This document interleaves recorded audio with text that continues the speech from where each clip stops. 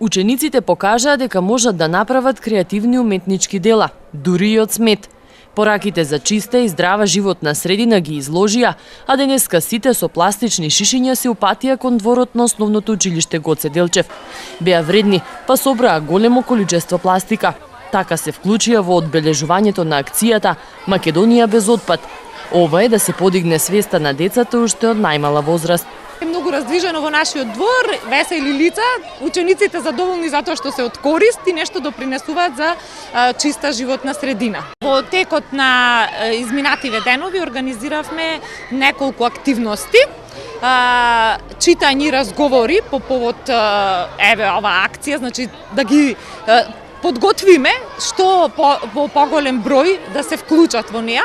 Значи имаше разни разговори за чиста животна средина, потоа изработуваа цртежи на таа тема. Училишниот одбор заедно со Советот на родители, откако ја премерија целата пластика, ја дистрибуираа до центрите за рециклирање.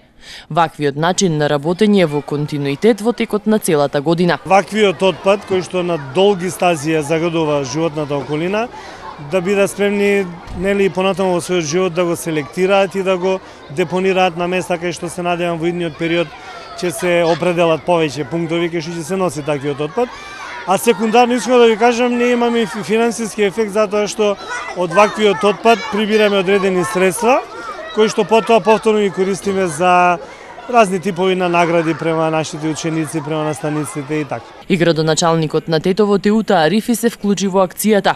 Рече дека и денеска ќе се чисти патот кој води кон Пањиче, со што може да се каже дека нивото на чистотата на градот и околината се подига. Тетово е многу почист град отколку што бил и затоа не требаат додатни очи да се видат, но се уште сме далеку од тоа што е моја визија и визија значи на целиот тим што го имаме.